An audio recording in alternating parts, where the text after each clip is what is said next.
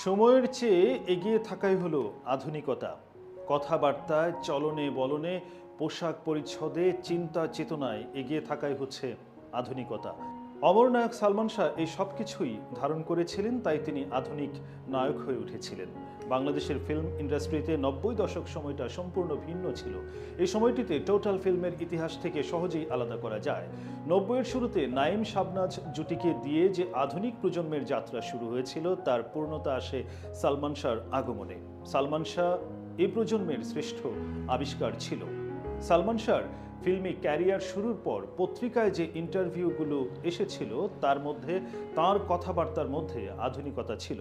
কাউকে ফলো করে নয়, নিজের মতো স্বাতন্ত্র্য তৈরি করে, নিজের একক পরিচয় তৈরি করে মানুষের কাছে গ্রহণযোগ্য হবার স্বপ্নের কথা বলতো, এবং তার ক্ষেত্রেই সেটাই হয়েছে।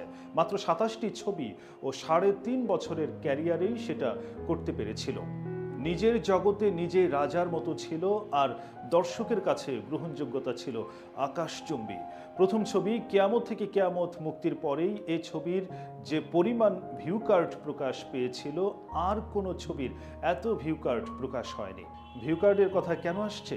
কারণ ৯০-তে এটি ছিল সাধারণ মানুষের কাছে পৌঁছানোর সবচেয়ে সহজ একটি ফিল্মি মাধ্যম। অলিতে গলিতে, দোকানে পাওয়া যেত, ছেলেমেয়েরা কিন্তু গ্রহণযোগ্যতার একটা সহজ নমুনা ছিল এটি। সমসাময়িক নায়কদের থেকে তার প্রজন্মে সবচেয়ে বেশি পারিশ্রমিকও অল্প সময়ে নিত সালমান। পোশাক পরিচ্ছদের আধুনিকতায় সালমান শাহ বাংলাদেশের ফিল্মের ইতিহাসে সবচেয়ে বড় ফ্যাশন আইকনে পরিণত হয়েছেন। জাফর ইকবাল শুরুটা করলেও সালমান শাহ সেটাকে পূর্ণতা দিয়েছে, কারণ তার আধুনিকতা হয়েছে অগ্রবর্তী ও পরবর্তী প্রজন্ম মিলিয়ে। সালমানের নামটি সবচেয়ে বেশি পৌঁছেছে সালমানের পরবর্তী প্রজন্মে। তার পোশাক পরিচ্ছদের সাথে আধুনিকতার বিষয়টি ছিল এই যে, তাকে সেসব পোশাকে রাজপুত্রের মতো লাগতো। তাকে যেমন মানাতো, সেটা আর কারো ক্ষেত্রে এতটা ফ্যাশনেবল লাগতো না। সেটা তার লুক ও ব্যতিক্রমী হিরোইজমের জন্য এক দৃষ্টিতে তাকিয়ে থাকার মতো একটা ইমেজ তৈরি হয়েছিল। তাকে দেখলে নায়ক মনে হয়, এটা তো সবচেয়ে ব্যতিক্রমী ব্যাপার ছিল। সালমান শাহর পর্দা উপস্থিতি বা অভিনয়েও আধুনিকতা ছিল। দর্শকদের মধ্যে এ ধারণাটি পোক্ত হয়ে গিয়েছিল, এই ছবিতে সালমান শাহ আছে। নামটা এভাবে বলা হতো সালমান শাহর ছবি, তার মানে তার নামটাই ব্র্যান্ডে পরিণত হয়েছিল।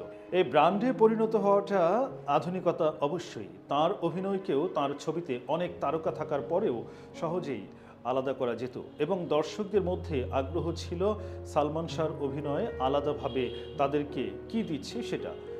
তার এক্সপ্রেশনের গভীরতা, হাসি, কান্না সবকিছুই দর্শকদের মধ্যে বাড়তি আগ্রহের বিষয় ছিল। ৯০ দশকীয় চলচ্চিত্রে আগের সময়ের নায়কদের থেকে পরিবর্তনের যে হাওয়া, তার পূর্ণতায় ছিল সালমান শাহ। এই পরিবর্তনই তো আধুনিকতা।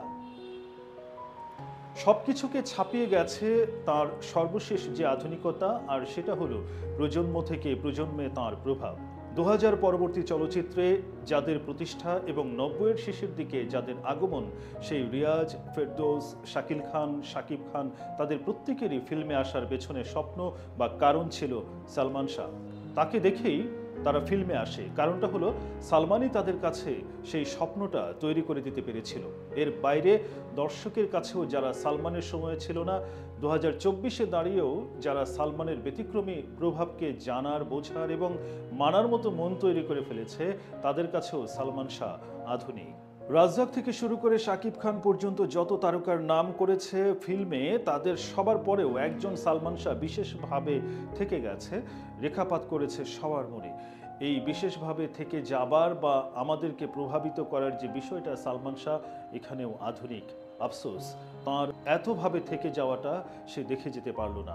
এত কিছুর পরে সালমান শাহ নামটি যথেষ্ট, এবং আজকের পরিপ্রেক্ষিতে হয়ে গেছে দ্য সালমান শাহ।